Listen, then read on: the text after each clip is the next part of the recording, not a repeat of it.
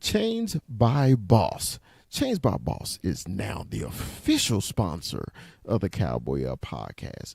If you need your custom cowboy chains, you go to Chains by Boss. You can find them on any of your social media. You can find them on TikTok, Chains by Boss on TikTok. You can find them also on Instagram, Chains by Boss, and you can also find them on Facebook. Chains by Boss will deliver the hottest new cowboy chains for you, and we recognize them as our official Cowboy podcast sponsor. Thanks. And always, Dallas Cowboys for life. Peace.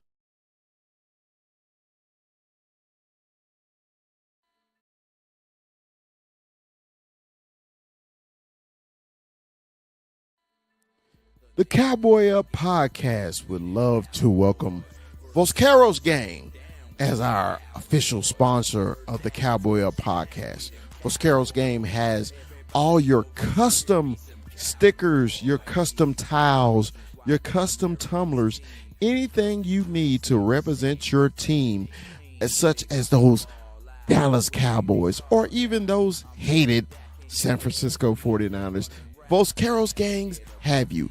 You can find them on all social media, especially Instagram and TikTok.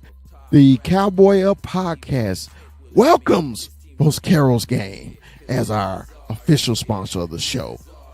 As always, Dallas Cowboys for life. Peace.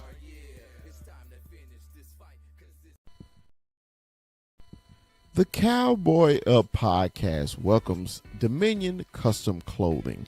Cowboy fans, if you need your custom suits, your custom sportswear, Dominion Custom Clothing is the company for you. Dominion Custom Clothing also offers a free mobile service to your home, to your business for suit fittings and fabric showing. Dominion Custom Clothing has been a clothier in the Dallas-Fort Worth area for the last 20 years. So if you need that suit for the night out on the town or the tuxedo for the prom or special occasions, Dominion Custom Clothing is the company you have been looking for. And as always, Dallas Cowboys for life. Peace.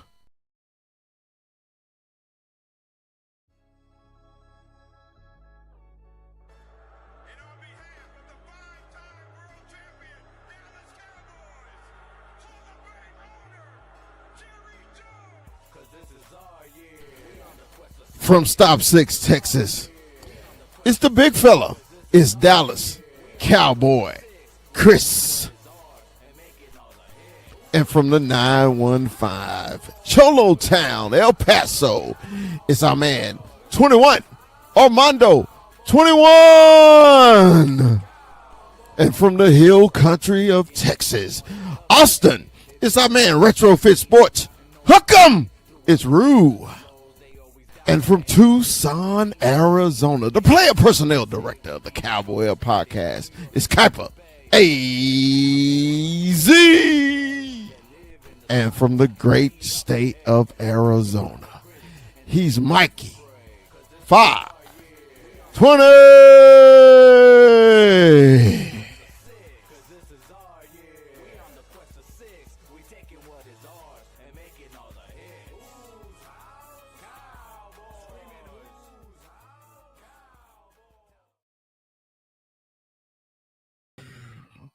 What's up? What's up? What's up?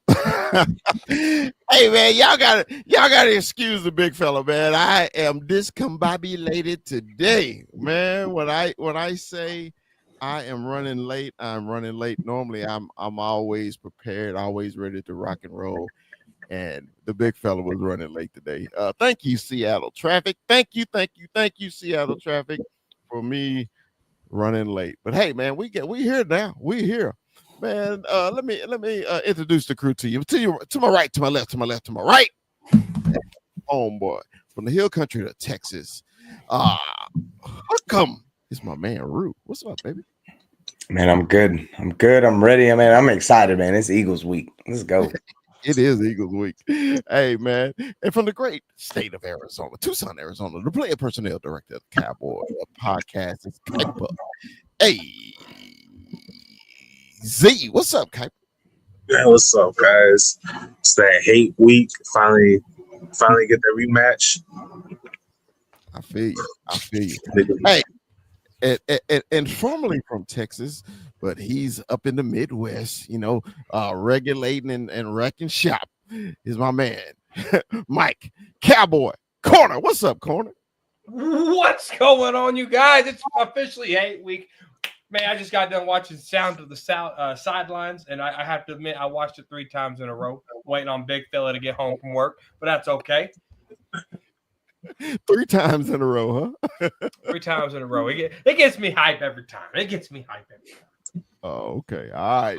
They know how to edit. They know how to, that's the one good thing about those hype videos, man. They edit it just right for you, don't they? Yeah. That's right. Well, look, man, I know we're getting started later than we normally do, so we'll try to blow through them as fast as we can. All right. The Cowboys hit 7s all the way up in Las Vegas. Jackpot.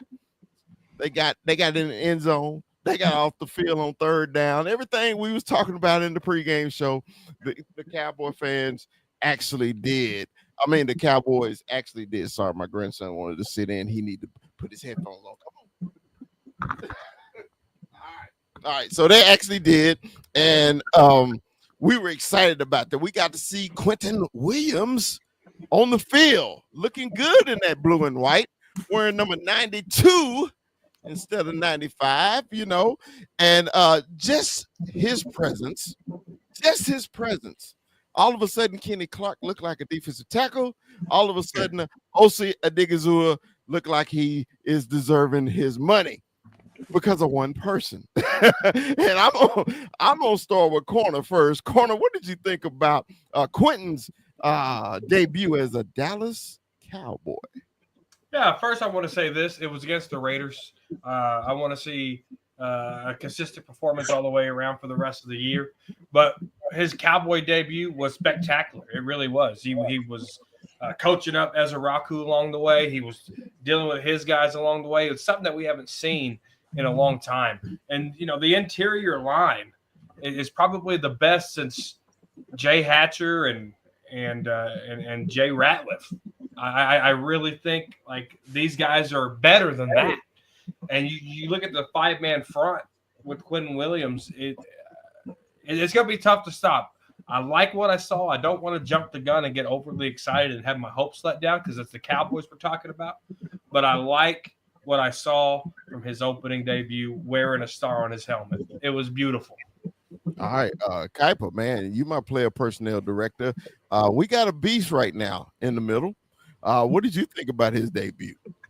He was consistently drawing double teams, but I think as much as it had to do with him being Quentin Williams, I think the switch to the 5 front had a lot more to do with how everybody was able to contribute and play right. We've always said, says a 3-tech DT. Quentin Williams is a great player anywhere he plays, but Kenny Clark got a lot of single one-on-ones just because of that 5 front. And Quentin always constantly was drawing the running back. The running back kept going straight to Williams to help out on him. And the edge rushers you saw, Clowney was doing way better because of the interior pressure. They got James Houston got to the QB because the QB had nowhere to step up. So I think ultimately, man, keep that scheme. Don't change that for shit and let Quentin Williams wreak havoc. All right. Rue. Say, man, I know you was just excited as me to see if this make a difference. Me and Rue talked a couple times since the game. we've had our show on the telephone already. Rue, yeah. How did you feel about Quentin, brother? Quentin changed his life for us on this defense. He changed his life for us on this defense. We had a Houston sighting this week. Ezra Raku got a safety. Yes. I mean, we probably got more sacks in this game than we've gotten all season. it was, and I know I'm exaggerating when I say that, but at the end of the day, that's kind of what it felt like. This kind of interior pressure and the fact that the Raiders just abandoned the run entirely. I mean, they ran Ashton Genty 7 times. They got 6 yards. Wow.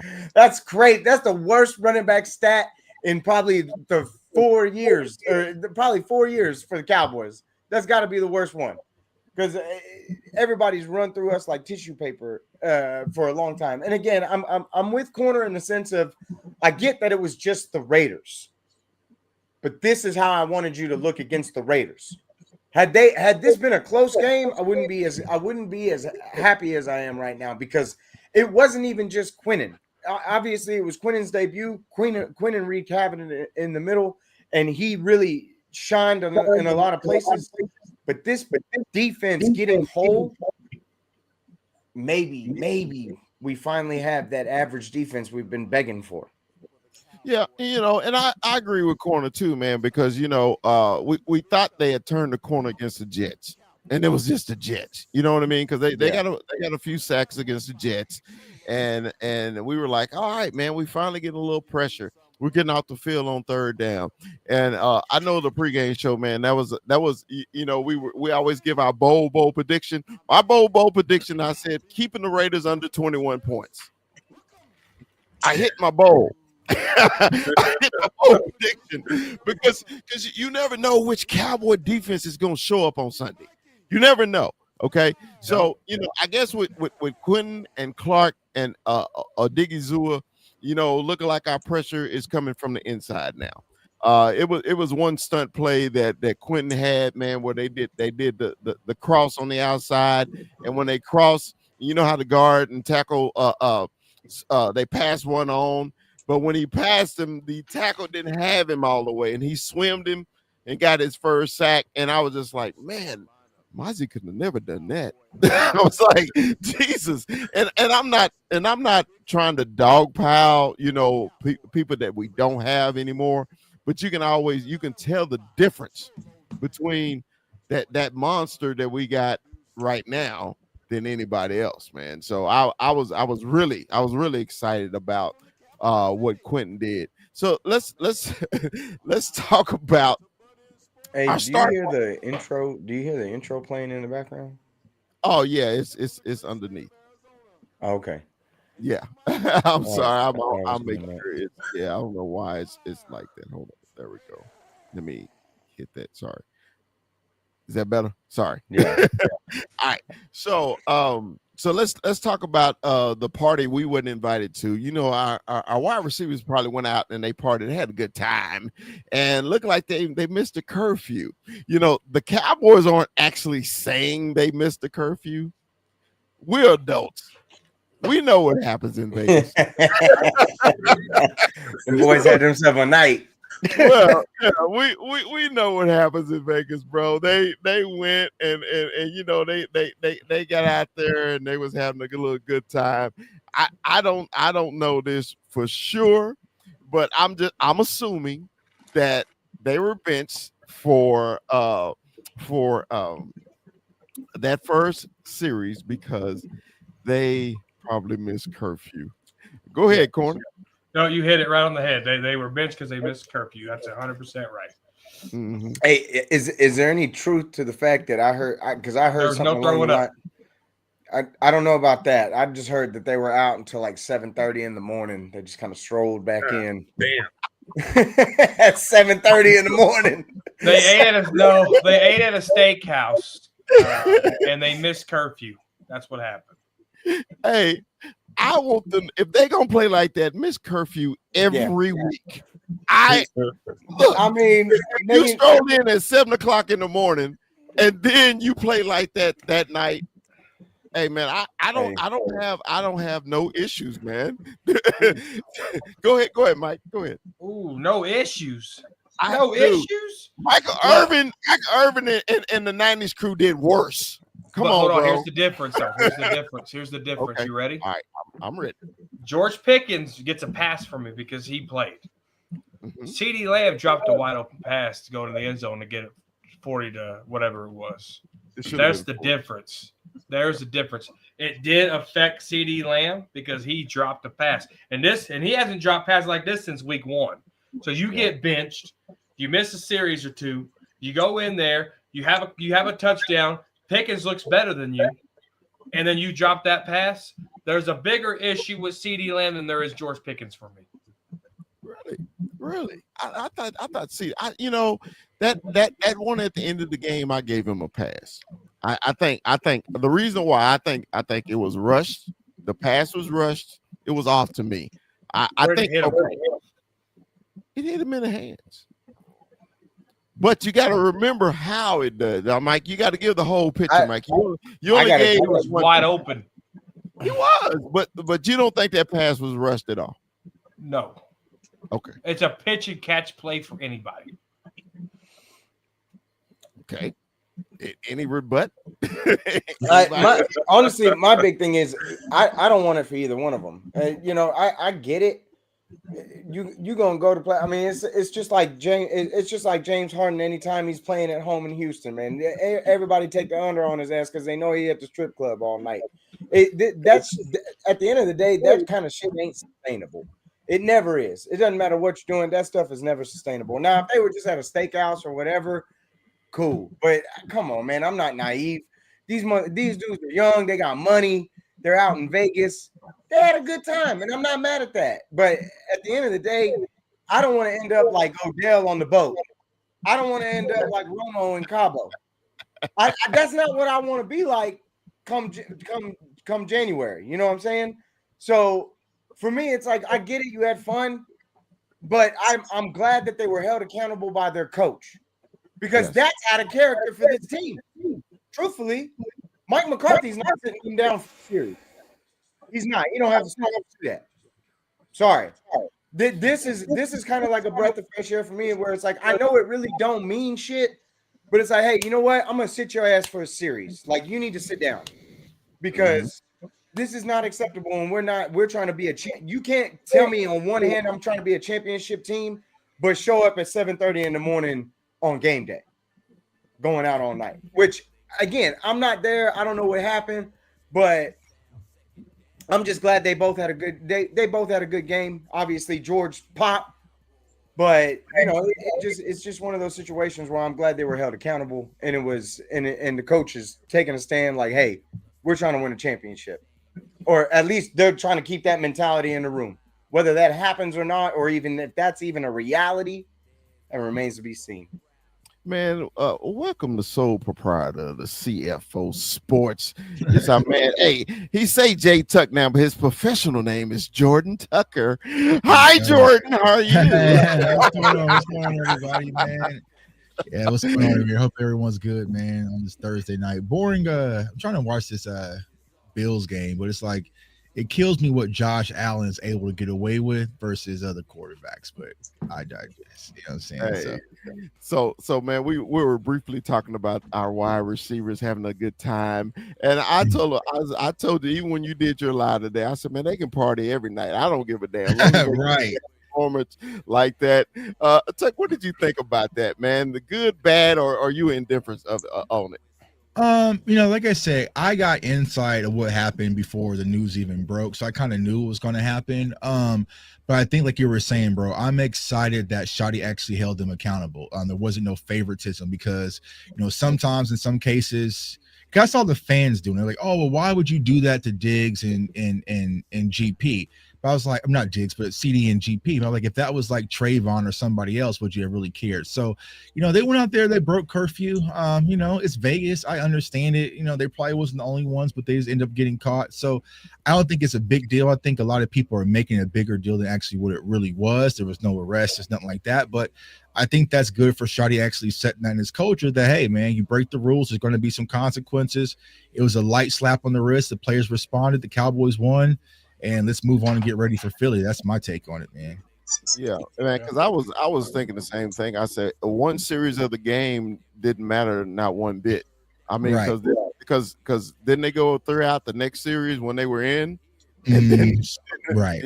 Yeah. I mean, so, go ahead. Against a real team, it could have. Because that first series started out pretty damn bad. Right. Yeah. It could have been ugly if it was a real team. You pop off and score on you. I mean, shoot, if you really, honestly, if we're being real, 3 weeks ago, that fumble on the 10 that gives him the ball on the 15, that's a touchdown in 2 plays. 3 weeks ago, Facts. it's just it is nice to see, but every drive matters for this team, especially with the way our defense is played. So going into this game, I don't know if that's the way it is going to be going forward. It looks like we might have some semblance of a defense going forward, but obviously we're hoping it all holds together. Well, I got a question though for you, Root. Do you think that it's a difference because all the people we got back on defense? You know, you got to think about it, man. We got Quentin on there. We got our rookie corner. God, why is his name slipping my mind? I've been talking about this kid. Siobhan was out there. Overshawn was out there. You know, it just seemed like the defense had a little hop to him against the Raiders, man. Where, you know, before in other games, I didn't see that hop to him, that sense of urgency. I think the Cowboys was you know, and of course because of Marshawn, I think they were on one on Monday night. What you think, Rudy? I mean, obviously Marshawn Nealon, I'm sure, was a motivational factor for them. But when you get 6 players in addition on defense, I mean, from Malik Hooker to DeMarvion Overshown, obviously you have Quinnen Williams and Logan Wilson adding in there, and then you got Siobhan Revel. And with Siobhan, he's a rookie, so it's like that's his first game. Looked pretty damn good to me. Stuck like glue, just like he did in college. Let's just see if it carries over against guys like A.J. Brown and Devonta Smith, because we've seen Devonta Smith torch us in the past. But it looked like a real defense. But more than half your defense essentially came back or came in an added addition. We had them come in through the bye. They got, you know, they got to get in. They got to get into the system in at least 1 week, and everybody that you brought in is a damn professional. Quinnen's been in this league for a hot minute. Logan Wilson's not some young buck. So it was, with everything coming together, it looks nice. I'm trying to keep a realistic head, because at the end of the day, it's Geno Smith with guys like Trey Tucker and Deontay Thornton and, you know, Ashton Genty. It's like, and it's crazy to say Ashton like that, because you would think they would have ran the ball. Yeah. They didn't even try to run the damn ball. They didn't even try. And you had opportunity. So I'm trying to hold back on what it is, but this week you get that test, because and obviously Eagles defense or Eagles offense has not been great. Let's just be real. They haven't been great, but coming in, everybody's been good against this defense. So if they're able to shut them down again, like other top teams have, this offense can definitely compete and roll with their defense. I mean, it's best on best when you're looking at what we've got coming at us. Because the best side of their ball is definitely the defense. Best side of our ball is on the offense. Well, Tuck, I know you're wondering why we got a Cardinal on our show. They dominated us, man. You know what's going on. Let me explain it to you. I gave him the name Kuiper AZ because he is the son of one of our other co-hosts, Mikey. Right. Okay. So we were doing a draft show like you do your draft. You know, you're the draft guru. We watch all your draft content. Appreciate it. He was on our draft show and he called 18 picks in a row. Wizard so he's a draft guy like you. You know, he loves playing. So I've named him my player personnel director of the Cowboy podcast. Man. I appreciate him giving us his offensive line coach, and I really do. I know he missed him. You see his face, and we gave him a game the other day, you know, to satisfy him. Hey, the Cardinals beat him, so you know. But now it's back to reality. but Kuiper, man, what did you think about what Ruth said, brother? Man, honestly, it's just. At the same, this Eagles team, the offense has been really shitty the past few weeks, but the defense has been lights out. against some of the top offenses in the entire NFL. Better offenses to me that are more well-rounded than the Dallas Cowboys. You talk about the Lions, they put up 9 points on the Eagles. So I'm not worried too much about this Eagles offense. I'm worried about the Dallas Cowboys offense and how many points are they going to be able to put up. Because even week 1, it was 20 points? And that offense was more your offense struggling against yourself than anything else.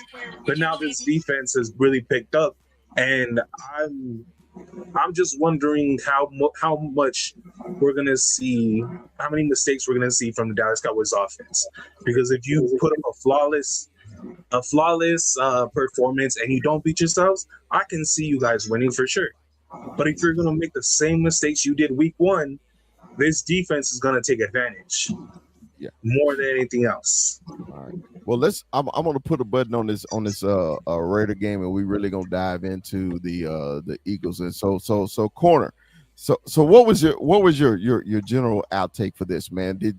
Were you satisfied with what you saw on Monday night, or are you looking for something that what did anything concern you that you think we need to address? Yeah, definitely not satisfied. I think the way the offense started, 2 3-and-outs, coming off a bye week, a lot of good teams have 12 to 15 script plays where they go down there and they go score touchdowns. We were going 3-and-out, typical Cowboy offense, right? Defense over the top on our safeties. I mean, Hooker played a little better, but there were still, some no-name guys getting open. Lockett running down the field like he was a crazy man. We should have did a better performance on both sides of the ball. We didn't let a bad team beat us. Like, no offense, he's Kuiper. We should have beat the Cardinals. We let we were a bad team then. I think we're still a bad team now, but bad teams let bad teams beat them. And Cowboys started off slow. You're like, And so when the Raiders deferred, that was our chance to go punch him in the mouth and go score, and we didn't. Now, I get it. Pickens and Lamb were benched, but as the head coach / offensive coordinator, you're supposed to have those script plays to make this look good and go get a touchdown. And then real quick, elephant in the room. Me and Jay Tuck had some beef about 4 years ago. I hope that we can squash that, Jay Tuck. Oh, yeah, I don't remember what it was about, man. It was about CeeDee Lamb on Twitter and this, that, and the third against the Raiders 4 years ago. But I am blocked on your Twitter. If you want to unblock me, that'd be cool too. All right, yeah. But I do like what you said about Marshawn.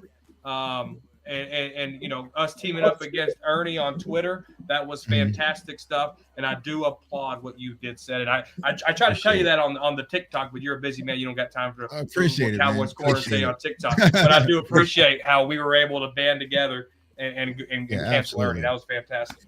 Yeah.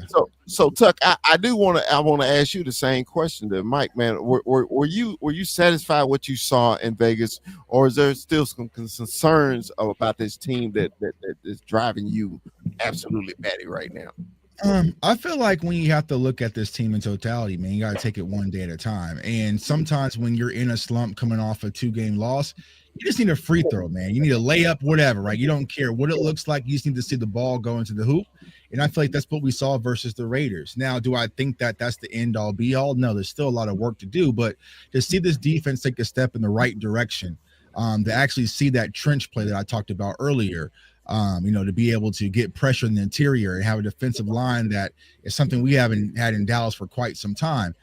To see our actual corners go out there and be able to cover in space and do those types of things, and safeties and Malik Hooker, linebackers that can flow in traffic. So it's like you got to be excited about what we saw, but of course you have to stack on top of that. It can't just be a one-time thing. Let's not get to Philly on Sunday and we're playing this 7 yards off zone, giving all this cushion, and we kind of go back to what we were. There's still a lot of work to do, but you got to be excited. You should deserve to be excited as a Cowboy fan to see, will it really pay dividends this year? Probably not, just to be honest with you guys, but the future looks bright in Dallas. And now you can go into the draft, go into the offseason, and really build around that, because I'll tell you right now, I'm a draft guy.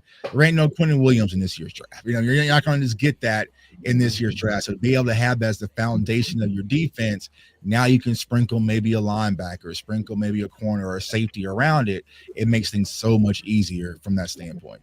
Yeah. All right. So I think the Cowboys did what they were supposed to do. I think they were a bad team. They were struggling. Last time we saw Geno when he was with Seattle, he put it on us, and we barely won that game. I think that was the Jimmy Johnson induction game, and we had to squeak one out because Geno. That was before. Jimmy Johnson was Detroit. Yeah, that was the Lions New Year's Eve game. I was there. Yeah, that was Detroit.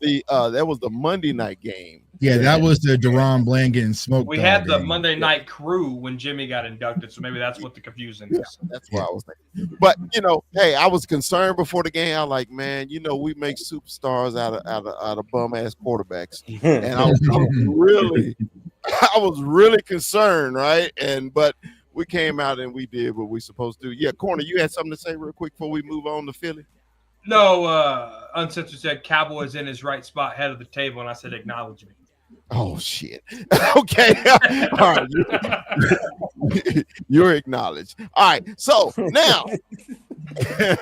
now we can talk about what I always call them, those punk ass, those trick ass, those hoe ass, bitch ass Eagles. Let's talk about them right now. Okay. Look, it is hate week for us, and I still say this, other people may disagree. I still say the Eagles are not the Cowboys' rival. It's always going to be the Redskins or Commanders, then the Giants, and then the Eagles. Anyway, 49ers.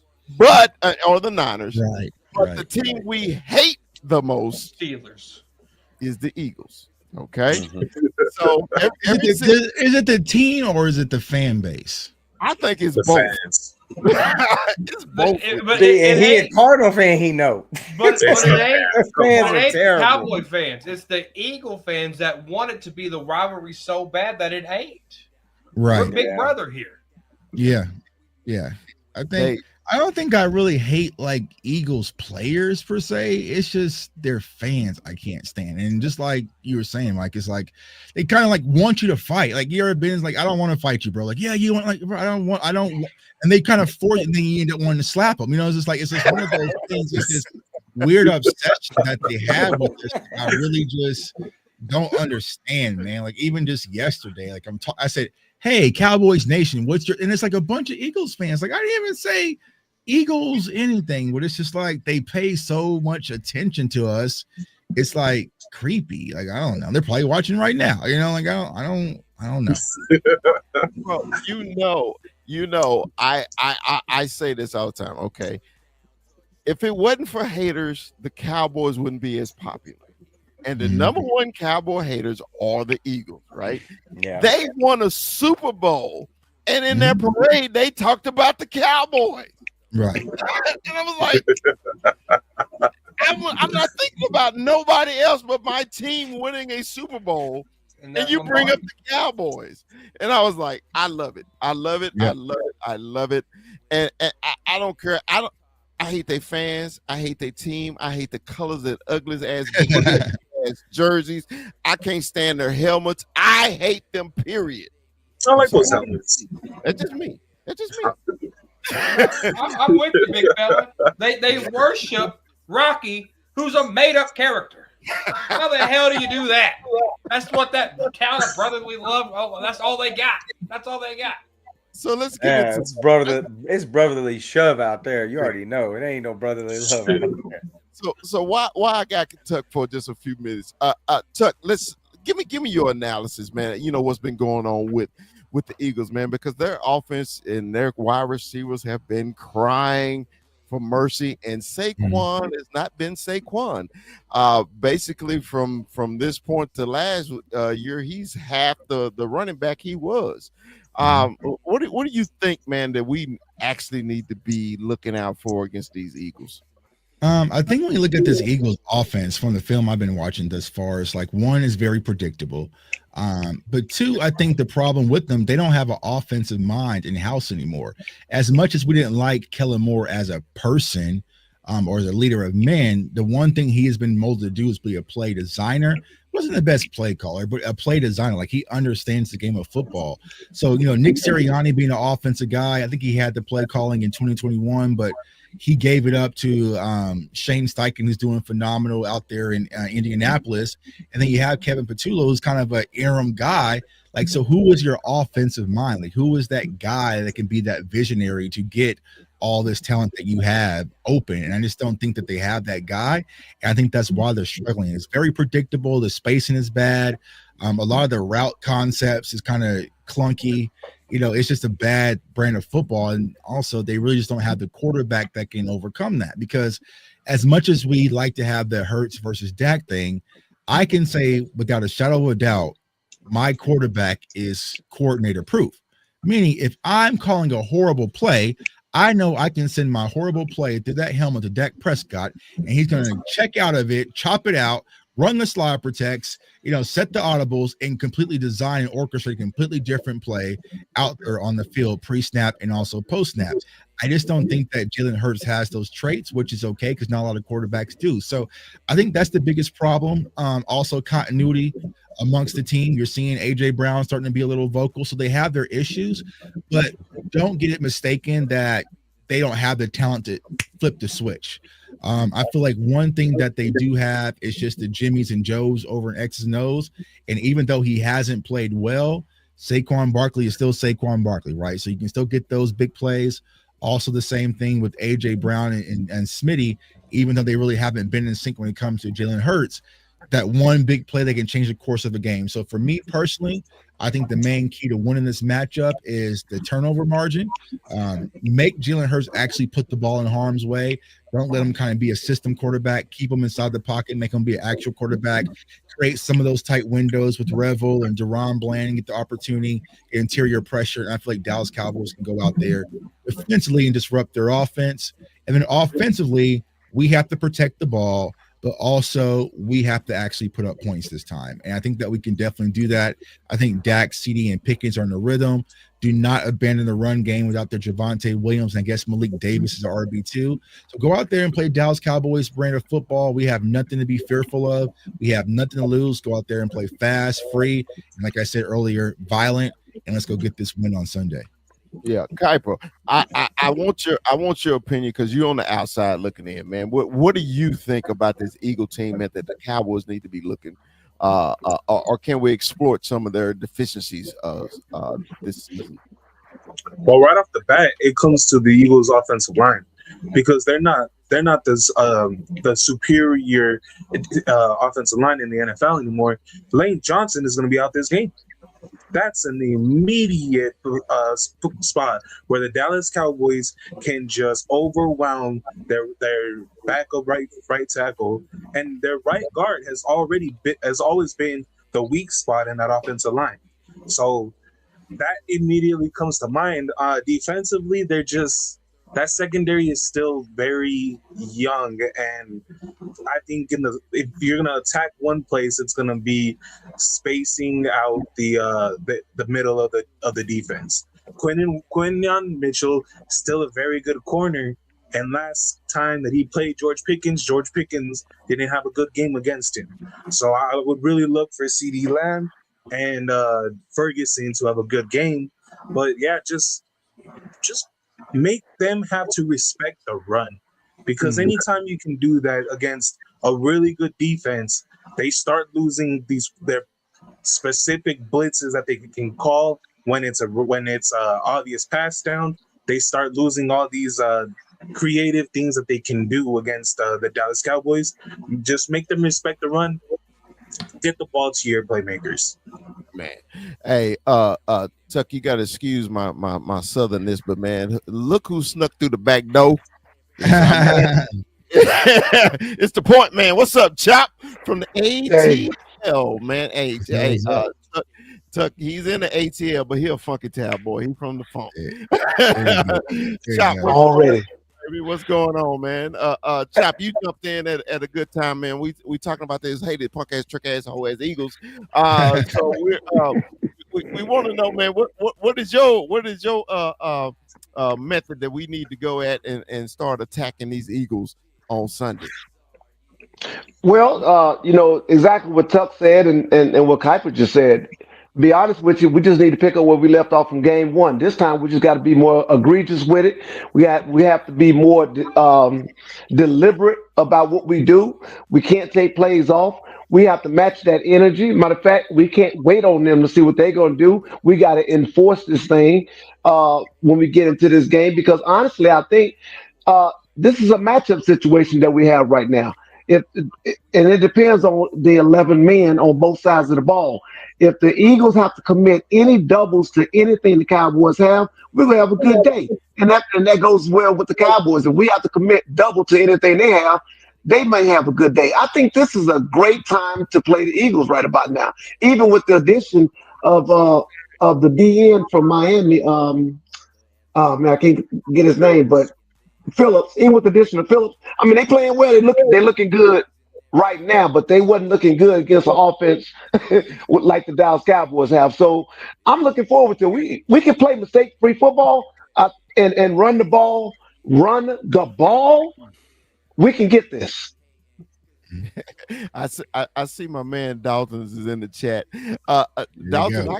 I can send you a link if you want to jump in on this massacre. You know, it's up to you, Dalton, if you want to get in here. I will send you a link.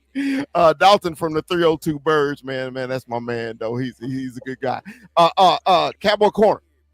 Come on, man. I need you. I need you. Yeah. Go ahead. Jay Tuck made a good observation on they don't have an offensive leader. Before the season started, I said they're going to miss Kellen Moore. Kellen Moore was able to work Saquon in and do what Jalen Hurts does best, and that's manage the game. He did it with Dak Prescott. He did it with Jalen Hurts. He has a Super Bowl there. So I knew that Kellen Moore would be missed more than what people. And so when you look at week one versus now, there's two things that beat us. Jalen Hurts' legs and CeeDee Lamb's drops. Pickens is now molded into this offense, and we got Overshown back to spy who? Jalen Hurts, okay? Yeah. Now you're going to be able to see Jalen Hurts be contained more, and you're going to see if CeeDee Lamb has the dropsies like he did with that one catch against the Raiders and like he did in week one, we got George Flippin' Pickens, all right? There's a bunch of differences between week one and now. And Jalen Hurts on the podium talking about, well, we won then and we're winning now, sir. We're about to give you the L. All right, period, point blank. Period, point blank. It's FUCK. Fuck.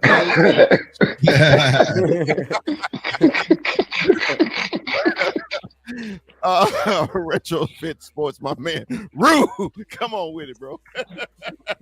Man, I mean, what else is there to be said? Honestly, dude, these guys rank at the bottom in almost every statistical category as an offense. They're 25th in yards, 24th in yards per play. They're 17th in rush yards and 6th in attempts. That is awful. If you think about the spread on that damn stat, that's terrible. These guys are not functioning as an offense whatsoever. And yeah, it really comes down to how. I mean, that's exactly what they did last time. It was basically just Jalen Hurts running around the entire time, and they made a couple key plays on third down, which everybody and their mother has done that for the first 10 weeks of football. Yes, there isn't a third down I haven't seen somebody convert yet against this defense. So it's just one of them spots where this what I saw against the Raiders was either real or it was bullshit, because you should be able to shut down this offense, and especially as mangled as this offensive line is. If I'm not mistaken, I believe they have an under 500 record without Lane Johnson at right tackle. Like, he's that crucial to their offense. If I'm not mistaken, their record without him is not good. The only thing that I hate about this game is that it's gotten so public. Even Stephen A. Smith is picking us to win. This spread opened up at 4.5. It is down to 2.5. That is a lot.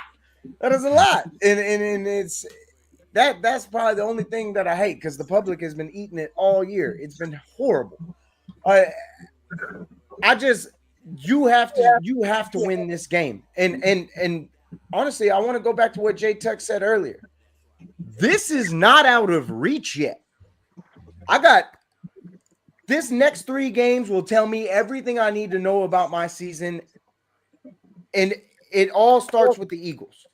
That's must win. It's basically playoffs right now for me. You have to beat the Eagles because it's in division. This is a game that we cannot. You lose this game, I'll toss away this shit. You can take everything I said and throw it away.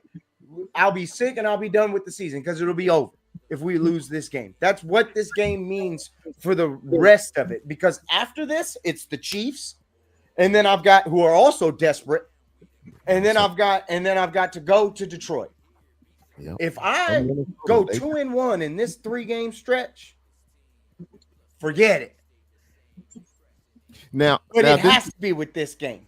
It all comes down to this game, right? Because this has to be that first domino. Now, Tuck, me and Rue, like I said, we've had a couple shows on the phone about this. All right, I don't want to be the Kool-Aid guy. I don't want to drink the Kool-Aid. I'm like, I see it, but I don't believe it yet. And I don't want to be like so hyped. Okay, we got a chance, and we go out and play the Eagles and look like the old team. I want you, Tuck, to tell me what should I be looking forward to make me want to. Hold on, let me get some. You sure you want me to answer that, bro? Yeah, I want you, Tuck. See, but the thing is, I think Tuck thinks it's done.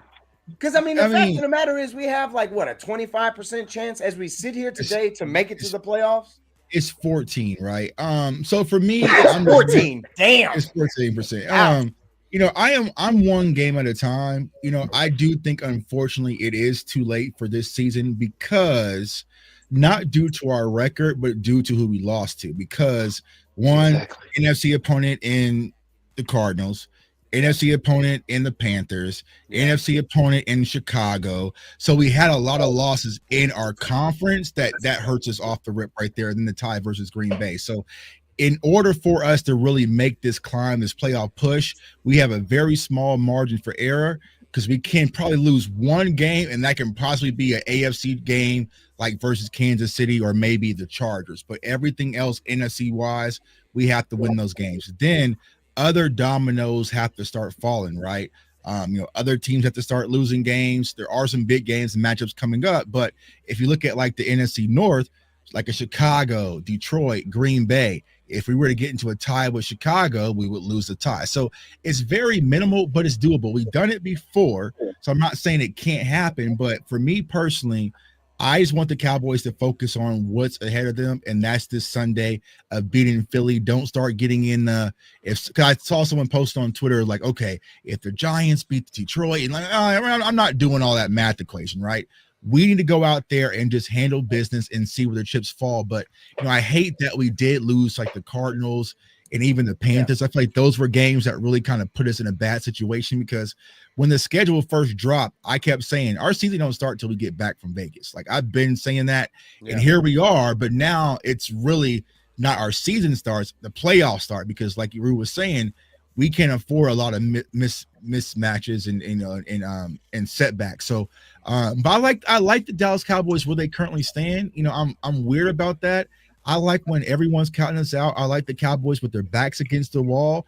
That's when they tend to play better. I hate when everyone's singing our praises and like games like this. I'm not concerned. It'll be a game versus, unfortunately, like the Cardinals where I'm freaking out because it's just like we put our guard down. So I think Dallas will be prepared to play versus Philly. This will be a good game, and I'm really looking to compete, right? I want to see who's going to compete, and if there's anyone that shows any signs of quit, even if our season gets ended this offseason, I'm trimming the fat. I want them up out of there. So I'm kind of in evaluation mode, but I'm never a guy who's going to say we should quit, fold, or tank. That's just not in my DNA. Go out there and leave it all on the line and let us see how the chips fall. And see, and that's the whole reason why me and Rue have been having these conversations, because I think it's too little too late myself. Mm-hmm. But I think that first game against the Eagles, the Cowboys won that game. They didn't win it on the scoreboard. To me, we beat ourselves so bad in that game. we had them on the ropes. We just could not get them off the field Those drops, on man. third down. And the rush lanes that Jalen Hurts, because Jalen Hurts beat us that game. It wasn't Yeah. Saquon. He was scrambling on third down, picking up the third downs, and that's what killed us. And then even though they were doing that, we were still in the game, and Dak was still coming down the field like it was nothing, throwing dimes in the hands. You know, I'm a Dacker. Jay Tucker's a Dacker, so you Right. know I will fight anybody, even include Cowboy Corner up there. You know, we still fight. So you know, I think in this game, the Cowboys have a better quarterback, and the Cowboys play so well at home, other than that damn Cardinal game. Anyway, but they play so well at home, and I think they're gonna be very hyped about this game. I'm gonna jump to you, Corner. Corner, what you think? About what? Just anything? Or No, about what I said. What I said. you lost me. I'm a Dacker. Well, I won the fight. I won. Yeah, you lost me as I'm a Dacker. Right? Don't say that publicly, all right? Hey, you were singing his praises just like the rest of us. Don't even Look, start with your nonsense right look, now. Let's not give flip Dak flop the every other props. week now. I give Dak the props what props do, all right? But before this Raider game, he looked like the old Prescott to me. That's all I'm saying. What's the old Prescott to you? What is the old Prescott to you? 3 and outs, not scoring. Look at his eyes against Denver. The dude, when he's wide-eyed and sweaty, shout out to Uncensored for bringing that up. When he's wide-eyed and sweaty, it's over with. We ain't scoring another damn point. He did it against the Packers in that playoff game. He did it against these Broncos. Hell, I think he even did it against the Cardinals. Wide-eyed and sweaty Dak is a losing Dak. And that's what I'm talking about. Wide-eyed and sweaty. Yes. That Wide-eyed and sweaty Dak Prescott, you ain't winning. And you, look at it at the end of the first quarter. If he's wide-eyed and sweaty, we losing. We losing that game. You're acting up. I don't even know what to say, bro. Because y'all know it's the facts. Oh, You you're gotta acting up. ask yourself, what's the cause and effect for the eyes getting wide? Booyah. Okay. So Oh, in the Denver game, what was Cardinals- happening? Our defensive line was getting wrecked by their front, right?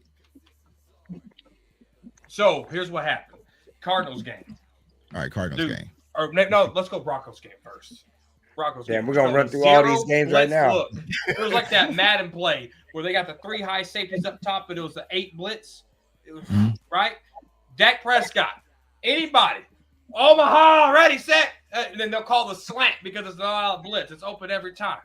Dak Prescott. Back. Threw the ball away. Hit the damn slant, Dak. That's it. They're doing an all-out blitz. Wide-eyed and sweaty Dak. Choked again. That's what I'm talking about. That's the whole point of the blitz, right? To force a But quick. how many quick throw. times have we seen quarterbacks call the slant, 1, 2, 3, get the ball out of your hands? Even if they bat it down. You did your job. But you can't tell me that you're satisfied with recognizing the all-out blitz, back, panic, throw the ball away. I mean, that's the whole design of the blitz. You're a though, tape you know? man. You see it on tape. The honestly, the Achilles heel for Dak Prescott is the Achilles heel for any NFL quarterback, right? If you can get pressure with 4 and drop 7, that's pretty much the formula. Like that was the Pat Mahomes code. That's what cracked Pat Mahomes in the Super Bowl. Forgot that year, is it 2020 when they lost to Tampa? In that year, right? So if you can get pressure with 4 and disrupt and bracket these wide receivers and keep everything in front, that changes things. So I just think that sometimes I know when Dak is going to get sped up, and is typically the games where our offensive line is getting killed. If our offensive line can maintain, then Dak is one of the most surgical quarterbacks in the NFL. But if they're getting pressure, just like any, I mean, Josh Allen right now is they're probably losing. I even checked. They're probably losing right now to the damn Texans, because right now the Texans defensive front, D'Amico Ryan, is causing havoc on Josh Allen. So it's like no quarterback likes to be pressured. I mean, that's going to be our winning formula, honestly, Sunday, right? If we can pressure Jalen Hurts and get him this clock sped up, right, that's going to work in our favor. So I don't want to say it's, a consistent thing with Dak. You just see it, and sometimes teams cut the drop. I think Arizona does a phenomenal job having the drop on Dak. The Broncos, I mean, they just own the Cowboys in general. We ain't beat them since the 90s. So some teams just have your number, you know what I'm saying? But let's not act like there hasn't been a lot of games this year that Dak Prescott has carried us. One in particular was that Green Bay game, which was actually a masterclass of the quarterback position. Because he played out of his freaking mind. I just hate that it ended in a tie. So what the big fella and everybody else forgot to tell you is I've called Dak Prescott the regular season MVP for many years. Before he got an MVP vote, I would call Dak Prescott the regular season MVP. Dak Prescott between September and January 1, that dude is an MVP caliber quarterback. But when he's wide-eyed and sweaty in the playoffs, it ain't good. There's probably so what games can you say in the playoffs that Dak Prescott has played poorly? Probably two. Green Bay? No. What was it? What did he score in the first touchdown? He scored a touchdown for the Packers before he scored one for us. Okay, but how many points did we score that game? What was the time that you scored those points in? I'm saying how many points did the Dallas Cowboys offense score that game? No. They scored late in the second quarter. Okay. And then it was garbage time yards after that. There's no such thing as garbage time when you're fighting for a comeback. Did they come back? I mean, but how do you come back? You gotta score to come back, right? Now, did Green Bay bench any of their starters on defense? They did. Yes. No, they didn't. No, then they had to put their starters back out. Yes, they did. They put their starters back out. How many punts did our Dallas Cowboys defense force that game? No. You know they pulled their starters and they put them back in. What starters got pulled out? The defense and the offense. Yes, they did. In that Green Bay Packers game. Yes. Go rewatch it. No corner. They was rotating them. They didn't totally put them out. They rotated them. They rotated them for a whole quarter because those starters were out for a whole damn quarter. It was for a few series, but they just rotated them. I know what you're talking about. Mm-hmm. Yeah, and then Matt LaFleur was like, "Go back in the game." Oh yeah. I don't know if a few series is actually rotation though. It's not. Yeah, it's not sitting you out, putting them on. They're over there eating sunflower seeds. The starters, a rotation to me is maybe a series. These guys were out for like 3 or 4 series, and Dak scored, I think, on two of those 4 series. And Matt LaFleur was like, "Oh shit, go back out in the field." 100%. That's what happened. Who were them? Who were they? I'll get back to you. Unblock me on Twitter, and you're unblocked on Twitter. Okay, I'll give you Green Bay. Okay, give me another one. Now, 2022, that was a team thing. We had too many penalties. Or was it 2021? I think it was 2021. We had way too many penalties. What game was that? San Fran. The 49ers, yes. The 49ers. Way too many penalties. That was a team thing. 2022, that was when Tony Pollard went down. And for whatever reason, our game plan was just around Tony Pollard and not Dak and CD Lamb and these guys. And when Tony Pollard went down, we seen wide-eyed, sweaty Dak. And then next thing you know, we going. Next thing you know, we're going Zeke under center, and we're trying to throw a Hail Mary with Zeke under. What the hell was that? But Dak played very poorly in that game. What do you have? Like 2 picks, 2-3 picks, very poorly. Have the CD and the one for Michael Gallup. And then Seattle, I think the win against Seattle, I thought he played well when he flipped in the end zone. We beat up Tampa Bay team. That's how you got. No, we can't. No. You can't just say we beat up because we never beat Tom Brady. We haven't won a road playoff game since the 90s. That was a game that the Cowboys were the underdogs against Tampa. So how you can't be beat up now since we won it? Well, they were beat up. Let's call it what it is. Did they beat us? They weren't the best version of themselves. They beat us that same season, week 1. Remember? Week 1 when they were fresh. Okay, so they beat us week 1. All right. Okay, they're beat up. All right. Yeah. What other games did he? I mean, how do you lose, J Tuck, against the youngest team in the NFL? You were 16-0 at AT&T Stadium, and you go out and you play like that. How do you defend that? Because that team wasn't equipped to beat Green Bay. If people were listening to Jay Tuck when I was explaining that, you wouldn't have been shocked. That Dallas Cowboys team was not equipped to beat that Green Bay Packers team. They were a 6.5 point favorite going into that game. But it was a lose false, straight up in the playoffs. It was a Never. false facade, because if you look at that Green Bay team, right, a lot of the things that they did really comes from who, right? Their coach, Matt LaFleur. Okay, who did Matt LaFleur coach under? Y'all remember? Shanahan. Okay, and him and Shanahan coached under who? Was it Daddy Shanahan? It was Dan Quinn. They were on Dan Quinn's Atlanta team. So they have the drop. That's right. So they had the drop on right. Dan Quinn's defense. So a lot of the things that Kyle Shanahan, the San Francisco 49ers does with all those double motions and triple motions that disrupts us, they were going to do that in Green Bay. I mean, I still have the film session up, right? He's right. That Green Bay Packer team played a lot of good teams close, from the real Kansas City Chiefs, the list. So they were in a lot of tight ball games. Where Cowboys fans got tricked is they saw our record, they saw our home record, and believed this facade that, hey, the Dallas Cowboys do not lose at home. That was the whole thing, right? We don't lose at home because of the type of opponents that we were playing against. We was not playing well. We kind of backed into the playoffs. We had that win versus Detroit on Jimmy Johnson Day.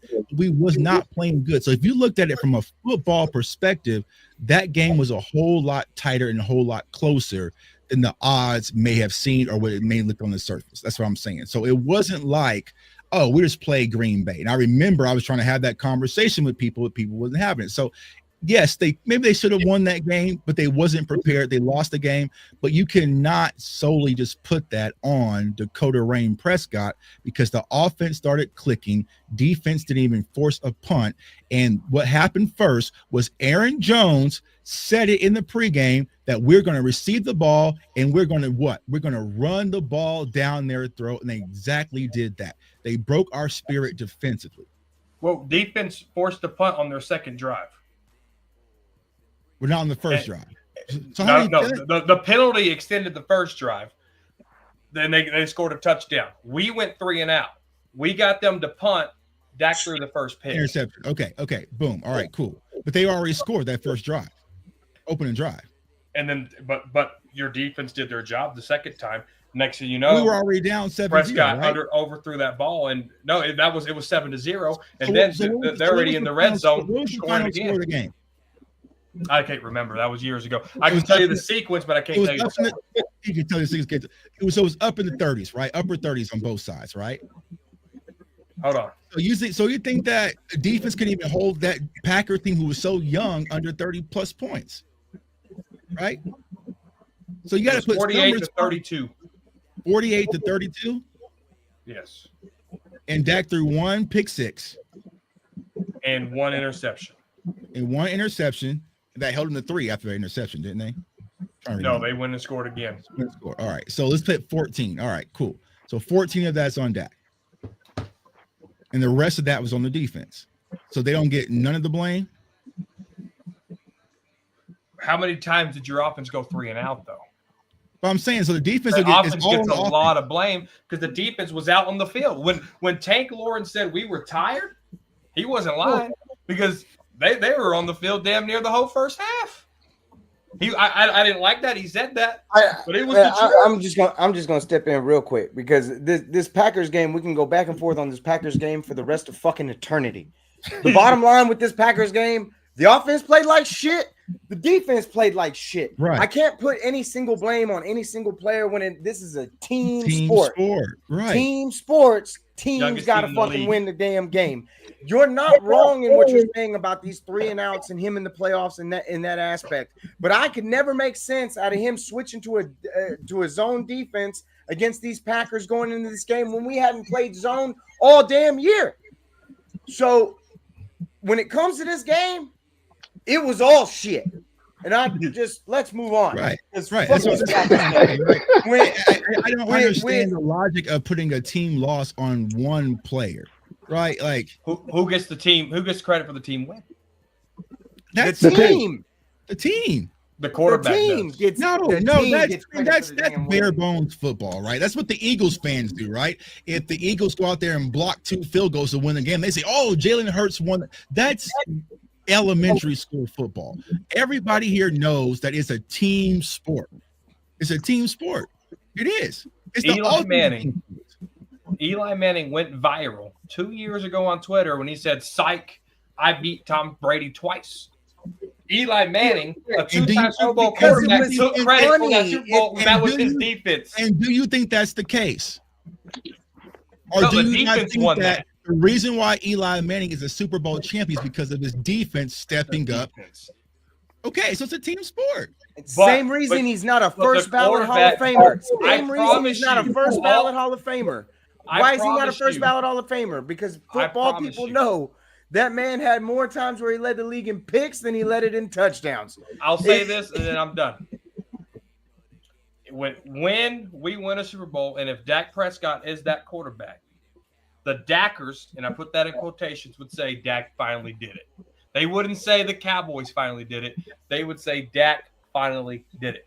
And you can quote me on that if and when it happens. I'm not saying that people won't say that. Of course, people will say that. It's just like when Steve Young won a Super Bowl, he got the monkey off his back. But what happened? His teammates came and pulled that monkey off his back, right? At the end of the day, people understand that you have to have a team to win this game. I'm not going to fall into the trap of these Eagles fans that think Jalen Hurts is a top 5, let alone top 10 quarterback when he's not even probably top 15. But would you say that about Prescott if he won a Super Bowl? No. What do you mean? Dak is a good quarterback. I'm not going to. What are you saying? What you saying about Dak? Yeah. If he won a Super Bowl, you just said he won a Super Bowl, but he's not top 10 quarterback, right? You just said Dak is a top 10 quarterback today. No, I was talking about Jalen Hurts. Jalen Hurts, just because he won a Super Bowl does not make him a top 10 quarterback. He's not. Are you telling me he is? But I'm not. I know what I'm saying was, would you put Dak in that same category if he won a Super Bowl? Dak is already a top 10 quarterback. Already a top 10 quarterback. I gotta go read back and watch it. I think I missed what I was supposed to say. So, my bad. I do that a lot sometimes. Dak is already a top 10 quarterback right now, today, on November 20th, 2025. Absolutely. All right. Well, let's get back to the Eagles. So, I know. You started it, big fella. You started it. I did not start it. I just don't understand it, man. I really just don't understand it. How do we get to this point where we can call yourself Cowboys fans and can't realize the brilliance of Dak Prescott? Well, I think you got to separate the two. Dak Prescott's no longer going to be a Dallas Cowboy one of these days. So, and guess what? I'm still going to be a Cowboys fan. Sometimes we got to stop looking at the name on the back of the jersey and realize there's a star above that jersey. No, I'm talking about right now. What we've done, are we a better team with or without Dak Prescott on this roster? With Dak Prescott. Depends. No. We don't win without Dak. That's just the bottom line. Do you want to go through that again? Because when Eagles fans talk stupid to us, they're talking stupid about punching on us because Cooper Rush was our quarterback, right? What's the difference between Joe Milton starting and Dak Prescott starting if you don't? I pray to God I don't have to see it. I pray to God I don't have to see it. I pray to God I don't have to see it. I pray to God I don't have to see it because I know as long as Dak Prescott is out there, this team has a chance. They're competitive. Absolutely. And I agree with that. But at the same point, though, if we don't win anything with Dak Prescott, it's the same situation with Tony Romo. It's the exact same situation with Tony Romo. We didn't win anything. But it could be what a lot do you have to gain? Just because you won more games and your draft position changed means that you're okay picking in top 20 every year? Yes, I'd rather be a competitive team than be the Cleveland Browns. And I understand that. But what does it get you? 30 You years, have- nothing. In Let me order ask to you something get on where that point, you're though. trying to go to, you have to And- win games, don't you? There's a lot of teams with a lot longer than 30 years and nothing. Just look at the Right. Cardinals fan over here. to my left. I want it to end today. I want it to end But today. it doesn't happen. It doesn't happen overnight. You have to build a foundation, and Dak Prescott helped you build that foundation of getting closer to ultimately where you're trying to go versus having Joe Milton. We haven't snipped the NFC Championship game, so he hasn't got us any closer that Romo hasn't got us. But have you gotten closer without? Why didn't Cooper Rush get us there last year then? Cooper Rush is a we lost backup against quarterback in Cincinnati this Bengals league. because they freaking munked the putt. Bringing up Cooper Rush doesn't even really make sense. Cooper Rush is a backup quarterback in this league. He's not a But starter there in are this but league. there are people who felt like the Those Dallas people have no Cowboys- idea what the hell they were looking Well, at. I mean, Those people have no idea. Nobody on a professional level really You thought said, Cooper can Rush we was win going to be the without starter Dak? for I this said team. we won without Cooper Rush. I would say we won with Cooper Rush. We won games without Dak with Cooper okay. Rush. So you think answered that the we're a question. better team without Dak Prescott? I think you can be a better team if you go draft and develop a guy. Like who? Like Whoever, Shador if Sanders? you're a draft guy. Go develop a guy for 2 years. I don't have any that I can say that would be equivalent of Dak Prescott. Where did you have Pat Mahomes at in your draft board? So Pat Mahomes is gone. There's no Pat Mahomes. But I'm just saying, you don't know what you don't know. You don't What do you know mean what you don't know. You don't know what you don't know. What do you mean you don't know? Tell I mean, me if if you you really- don't, if you you don't really have think that about it- guy, but how do you know you don't have the guy? Because you don't know what you don't know. So you want to turn to the Cleveland Browns and just churn quarterbacks and hoping to find the next guy. Why does that have to be the Cleveland Browns? So you want to go with the mystery the box? Chiefs over the got rid proven. of Alex Smith and they brought in Pat Mahomes. He sat on the bench 1 year, and now look at him. Why does it always have to be the bad scenario? Why can't it be a good scenario? Because there's been a lot of good scenarios too. So you're naming Why one does it always scenario. revert to the bad scenario? It's one scenario. Okay, Pat Mahomes. So what if it's Carson Wentz? What if it's a bust?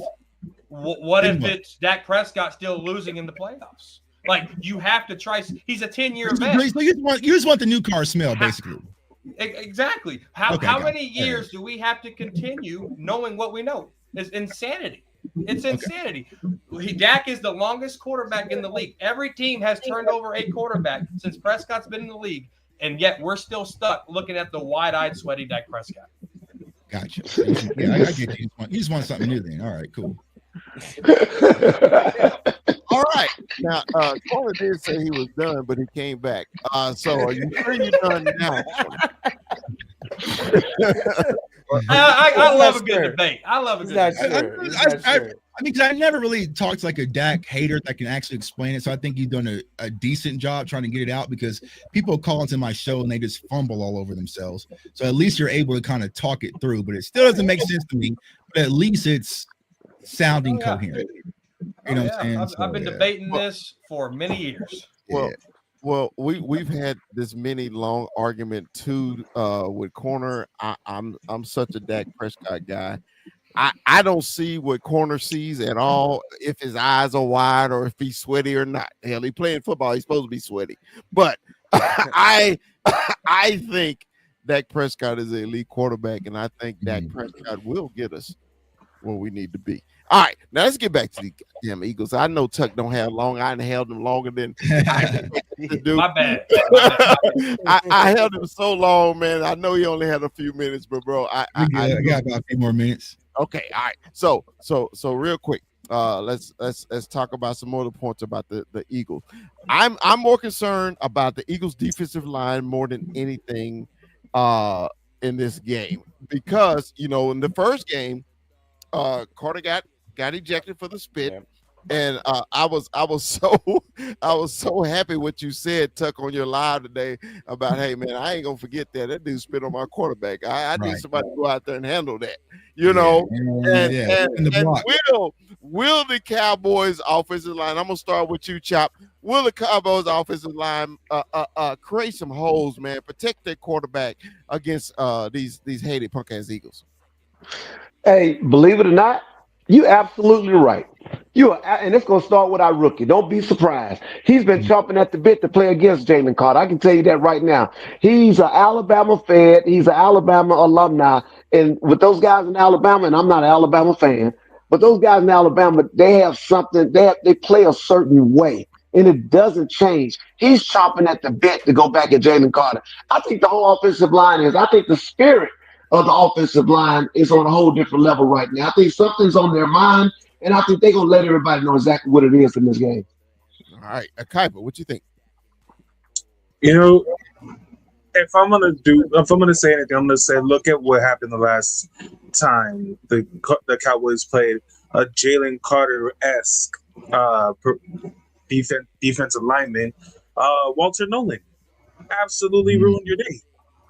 Our defensive line is very similar to the Eagles' defensive line in terms of there's a defensive tackle that's extremely powerful and explosive, right? And then you have above average edge defenders that squeeze on that interior pressure. Tyler Smith didn't do good against it. Tyler Booker didn't do good against it. So, I mean, if anything, I'm going to say that maybe Tyler Booker is going to look to have his best game just because he's feeling extra motivated. But I don't know if the Cowboys do have anybody who can really go one-on-one against them. So it's going to be a lot of double teams. And they have Jalen Phillips now. He's a really good edge rusher. Yeah. So if you're going to double team Jalen Carter, he might end up having a good day on you. I don't know. I've seen too many times this season where against a good defensive line, this offense has struggled to protect Dak Prescott. Tuck, what you think? Yeah, I think I'm not looking at it from the passing game standpoint, I'm looking at it from the running game, right? If Philly can force us out of the run and make us one-dimensional, that could work in their favor, right? If we have to go out there and pass the ball 40 plus times, because that gives opportunity for them to beat Terrence Steele, and like you say, for Jalen Carter to peel his ears back, Phillips, Brandon Graham, the list goes on and on. Jordan Davis has been playing well as well, whether he's getting to the ball or getting his hands up and batting balls down. So, yeah, I think the defensive front, this game will be run in the trenches, I would say. And I feel like the Dallas Cowboys right now are finally getting it. Like, okay, we got to get more physical in the trenches on the offensive side of the ball and also defensive side of the ball. This is why we drafted Tyler Booker. This is why we drafted Cooper Beebe and took Tyler Guyton, right, and traded for Quentin Williams. I feel like this is the game to actually go out there and win this game. So, yeah, control the defensive front. Dang, Houston beat Buffalo. See, man. Oh, wow. I'm looking at that now. All right. Maybe Josh Allen was wide-eyed and sweaty. You know what I'm saying? Could have been. He could have been. So, Rue, I'm gonna flip the question to you, Rue. Now, supposedly, you know, the Eagles secondary has improved. Okay, what do you think, man? Can our receivers? Because I think in game one, our receivers did a successful job in their against their secondary. How do you feeling about that matchup, bro? I mean, it's kind of crazy because it was supposed to be what is his name? Quinion. He was supposed to be Quinion Island, or what do they call him? Like Guantanamo Bay. That he was supposed to be something like that. They tried to give that man an island. And now all of a sudden they're having problems in their secondary. You know, it's really about the front for me. With what we have on the outside, you can't. You know, as good as Cooper DeJean has been, and I really am just messing with him. But it's I've got two elite talents on the outside. I've got Jake Ferguson in the middle. I've got Kevontae Turpin. I'm not worried about weapons versus weapons on the outside. For me, it's can you build the time that Dak Prescott's going to need to be able to get this ball out, because that front does have me nervous, especially when you look at the fact that even the interior is something to question at this point. Like, can they hold up against Jordan Davis? Can they hold up against, you know, why am I blanking out on his name? Jalen Carter. Is it gonna just be a heyday of you know, him getting pressure straight up the gut all day afternoon? And I'm curious to know if it's gonna be some sort of rotation if they don't get it together with BB, and they're gonna bring back in Brock Hoffman, because I need somebody to get nasty with him in the middle to make sure that he doesn't that he don't get through and, you know, disrupt what we can get from Dak Prescott on the outside, because they can obviously expose the outside with what they have. I mean, with George and CD, you know, it's hard to even think that I'm going to have that issue, but it's ultimately about time, and with I don't know, I the way y'all have it, the way y'all have described it at this point, that's really the only thing that I can think of that's going to be the Achilles heel of the game, and that's what has me that's what has me a bit nervous, just because they are getting more pressure with Phillips. You know, they have that nasty interior. If my O line, if it's just weird to think that I'm going to have a problem with my O line. Honestly, I think that's really what's more baffling than anything, because I just didn't think the O line was going to be in question as much as it has been in these last few weeks. Mhm. Hey, Chris. Yes. Let me ask you a question real quick, and hopefully we can think about this. When Brevin Spanford is in the game, who do we lose out on when he's in the game? Who do we lose out on? Yeah, You, when he's in the game in that 13 personnel type package, who do we lose out on? They're I probably think, The taking a slot wide receiver. receiver off the field. yeah, you taking a wide receiver off the field, right? Mhm. Yes. Yeah, so Okay. you would on 13. So that 13, that's three tight 3 tight ends. ends, 1 running Yeah, back. yeah, one running back. So you may have one wide receiver. So it'll be Pickens or Lamb on the field. Pickens and Lamb, three tight ends. You're gonna have Spanford, Yeah. Scooney, and not Scooney, Schoonmaker, You know and his name. yes, I've seen somewhere on the depth chart that Hunter Lemke is now the tight end number 2, though. Is that Should did I be. read that right? Did I see that right? That I, does make sense. I don't Yeah, know, yeah, man.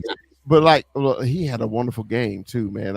I'm glad they reminded me of old Moose at the backfield catching. Calm it down there. I said he looked like. I didn't say he was. Okay, so I got a question, Tuck. This is just my opinion, man.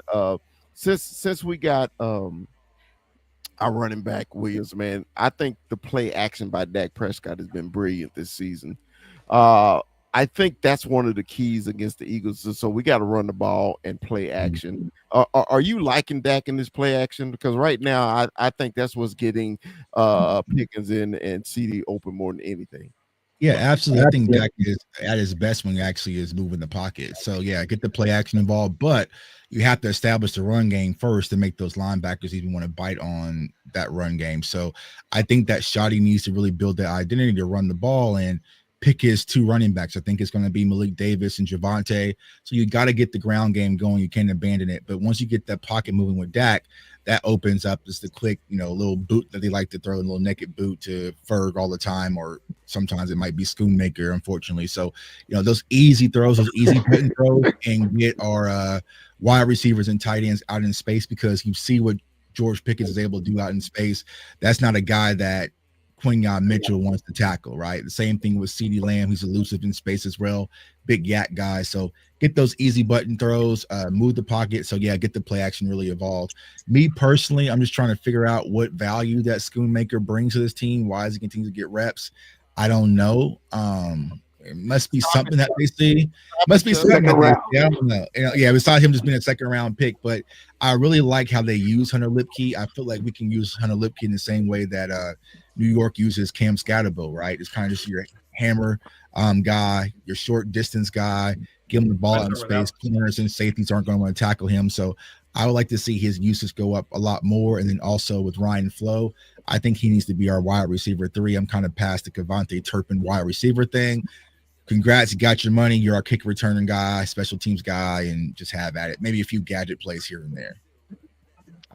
Now, Tuck, I don't appreciate these shots at my Michigan guys. I mean, yeah, they go guys. You know what I'm saying? Like, I don't know, bro. Like, I don't know. I'm with you. I'm with you. I'm with you. You I'm know with what I'm you. saying? I'm Like, with you. All right. So go ahead, Corner. Go ahead. No. The craziest thing is Jay Tuck and I have a lot in common when it comes to the perspective of the Dallas Cowboys. Bullshit. Brian Flournoy being number 2.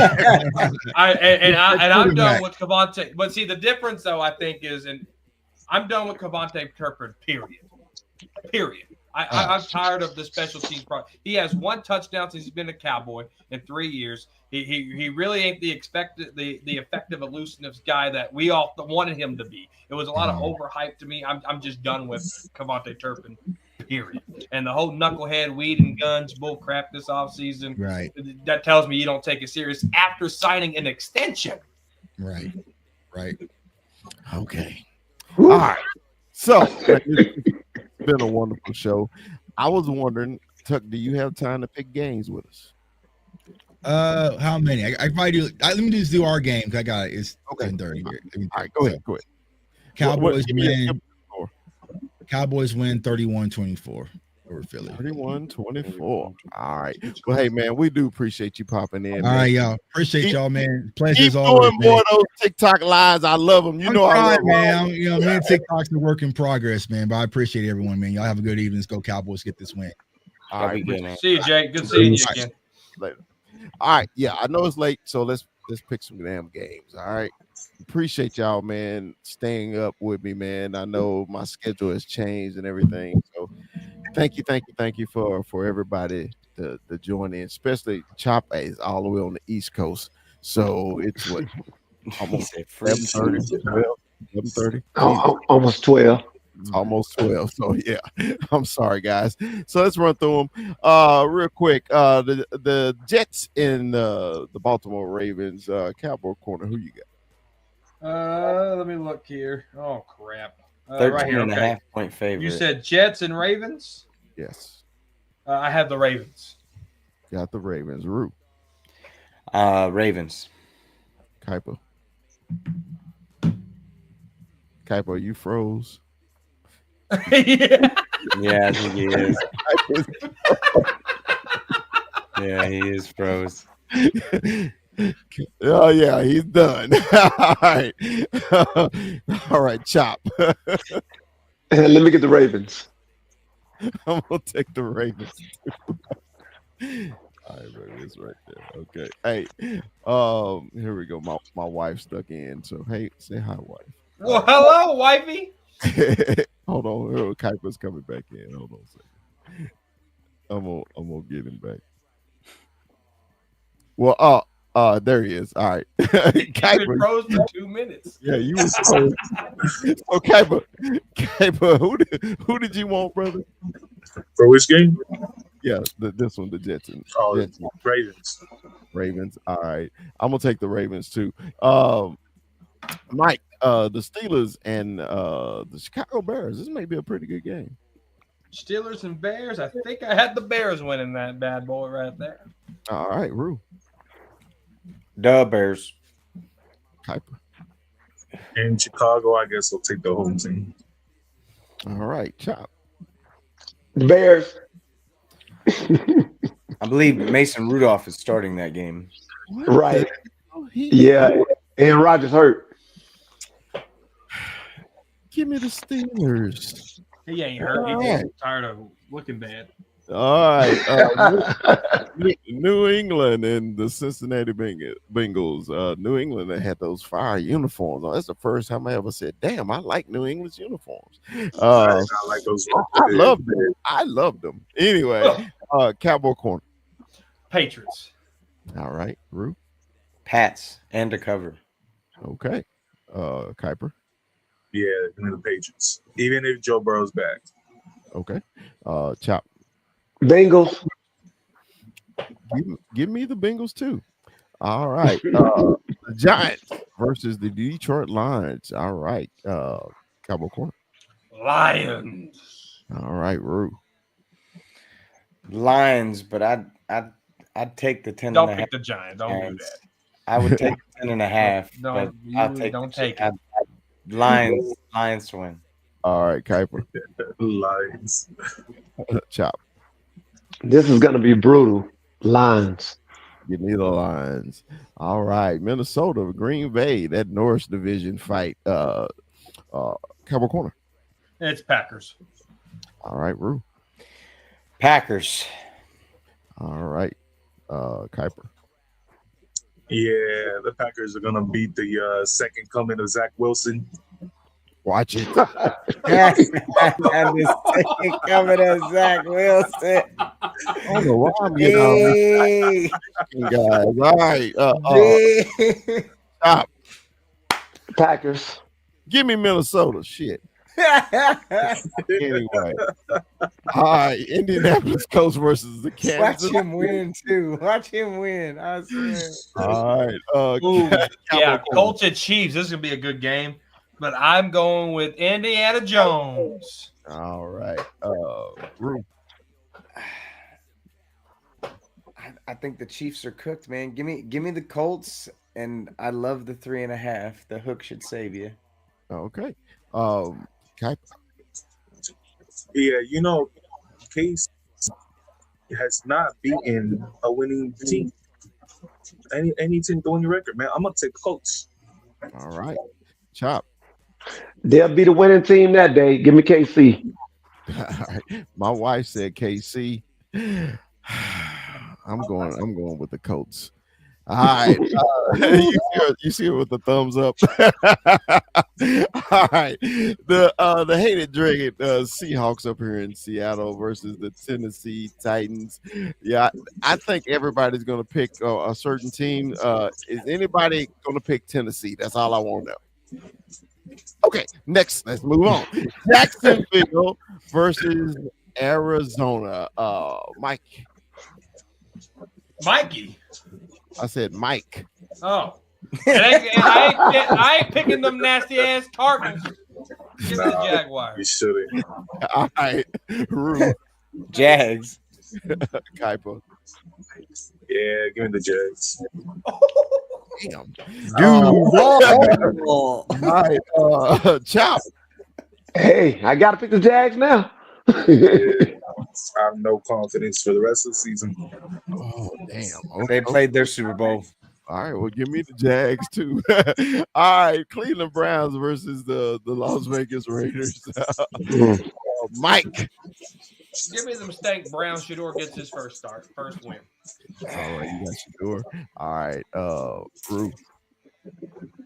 The Browns are so bad on the road. But I can't pick the Raiders. Give me the Browns. All right. I already know who Kuiper gonna pick. He picking the Raiders. Go ahead. Yeah, I'll tell you what. I'll take the Raiders all day on this one. Shador ain't shit. Shador.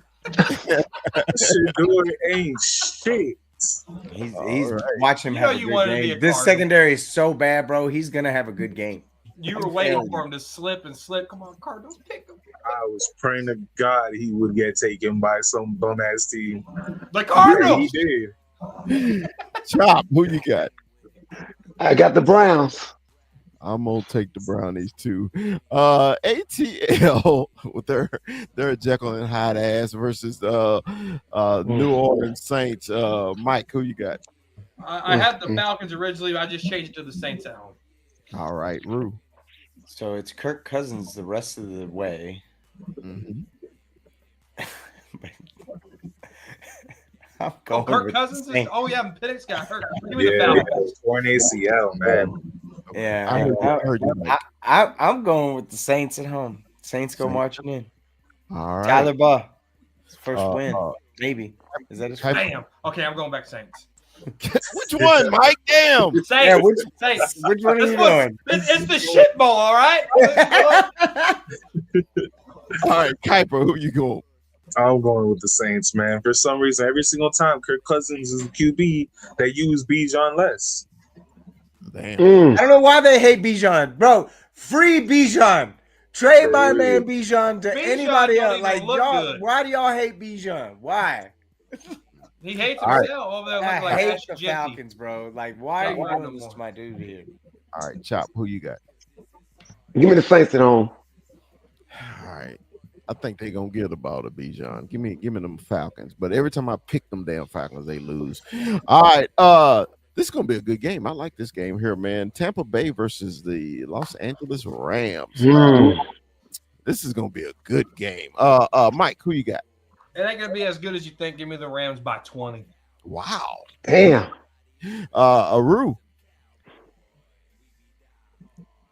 Give me Baker. Bucks play better on the road. Okay. The Bucks. Hey, Kuiper. they will be getting Godwin back this game. I'm taking Baker. Okay. Chop. I think the Rams is on the roll, y'all. I hate to say it. Let me get the Rams. Yeah, I do too, man. That Highland Park kid is showing his ass right now, man. Give me the Rams also. Back issues my ass. Yeah. All right. The Prairie Kittens Having versus an MVP year. the Prairie Honestly. Kittens versus those hated punk ass, trick ass San Francisco 49ers on Monday Night Football. Mike, who you got? Give me the 49ers. All right. Rue. Them gold pickers. Kuiper, who you got? I'm going with the Prairie Kittens. Fuck them Niners. All right. Cop, who you got? Whiners, whiners, whiners. All right. I'm going for the Prairie Kittens too. All right. Sunday, 3:25 Dallas, Texas time. It'll be your Dallas Cowboys versus those hated punk ass, trick ass, hoe ass, cheesesteak eating, stanky ass, bell ringing ass, green Kelly green jersey wearing bitch assholes, Philadelphia Eagles. Mike, who you got? My wife said, that was so dramatic. Who you got, Mike? You know, I'll let emotions get the best of me, and I said the Cowboys ain't winning another game until we play the Giants and the Commanders later on in the year. But let me go back to reality here, and let me tell you this. F-U-C-K, fuck those Eagles. Give me my Dallas Cowboys 40-18. All right. Ooh. All right. Rue, who you got? Last night I said I think it was 27-24 walk-off field goal, but I don't think so. I think it's actually going to be lower than that. And I'm going 23. I'm going 23-19. Something goofy. 23-19 final score. Dallas Cowboys win. All right, corner. I mean, Kuiper. Sorry. Yeah, I go again. No, Kuiper. Kuiper. I think this game is going to come down to whose offense do I think can score the second touchdown. And you know what? I think it will be the Cowboys. I'm going to go 17-13 Cowboys. All right. Trying to jinx us? No. A little bit. A little bit. All right. Chop. Who you got? He wants Well- some misery, damn it. Normally, no matter what the circumstances are, this game is normally split. I'm going to pick the Cowboys. Matter of fact, I just found out most likely I'll be there. Nice. Hey, dude, congrats. So I get to witness that. I'm leaving tomorrow. So I'm thinking 32-29 Cowboys. All right. So I'm glad you said that. So we won't do a pregame this Sunday because I'll be actually in Canada doing the show with the Can fan. So I'm glad you said that. But look, Take your passport. I've been there like 5 times. I know what to do, Mike. Thank you. So I really believe this is going to be a game of destruction. Either we going to get destroyed or we're going to destroy them. And I really believe that the Cowboys are going to put foot in Eagles' ass. I really do. Because the Eagles can't score and the Cowboys score at home. I got the Cowboys 45, Eagles 13. All right. 45. I did say it. 45-13 Cowboys. All right. Well, And appreciate everybody been hanging in. I know it's late for y'all. It's 8:50 here in Seattle, and it got to be 11:50 in Atlanta, and it's 10:50 in Dallas, and I mean in Austin, and it's 10:50 in Kansas. So Appreciate that, Anything for man. the Cowboy Up podcast. All right. I appreciate that, y'all, man. Hey, Mike, I appreciate you streaming, man. All your folks that join in, your mods, everybody, man. Appreciate y'all tuning in to the Cowboy Up podcast. Hey, man, follow everybody, man. If you got TikTok, follow Mike on his TikTok, Rue on Retrofit Sports on his TikTok. Chop is the point, man. What's your point on TikTok? I'm still working on Kuiper AZ to get a fucking TikTok. He's the youngest man in the world that don't have a TikTok. I still don't Worry understand. about Chinese. He's worried about Chinese. But he'll go eat the buffet. But he's worried about Chinese. Oh, and also follow Uncensored Cowboy. He said follow him also. Yeah, that's my dog right there. That's my dog. I got you, Uncensored. Uncensored We're Cowboy. gonna That's follow fair. you too, dog. But hey, man, like the big fella always say, Dallas Cowboys for life. We'll see y'all next time. Peace.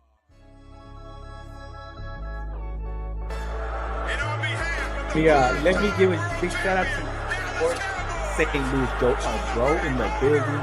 Always WWE. Ivan Sosa in the building. You see him? You see him? The loyalist. You got Cowboy Beat in the building. The great Cowboy beat. Yeah, what's up, man? Big shout out, man. Big shout out to y'all. Appreciate y'all joining. We only growing, guys. We only growing. It's gonna get bigger. I'm excited. Hey, did you see he got retrofit right in the introduction? I see it. Hey, man. Hey, man. Dancing. Hold on, player. Sometimes I screw up, player. You know, hey, man. Players fuck up. Hey, yeah, players fuck up sometimes. Yeah. In this first day of pads. Say, man, you know, we all played, man. It's just something about that first day. Ain't nothing like it. It is nothing like it, man. Because now to me, Tomorrow tells the truth. Today was the but tomorrow tells the truth.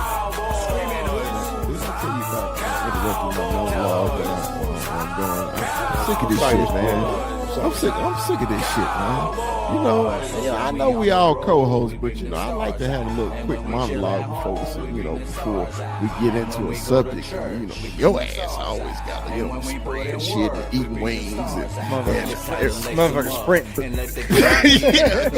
Calm down. I haven't sprinted in 5 years. Calm down, Mike. Sprinting in 5 years. Calm down, Mike. What you sprinting right now? Yeah, we got a long show. We can go as long as you want to, man. So 21, what you got for Brock today, man? Pleasure to meet you, Brock. I appreciate the love on TikTok, man. Shout out to Brock, man.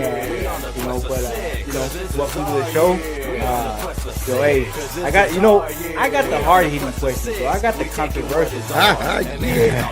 You to come out with that Waterburger in and out, right? I was we kind of keep it light, but big fella, I gotta hit him with Walter Cronkite stuff here. Okay. Drake or Kendrick?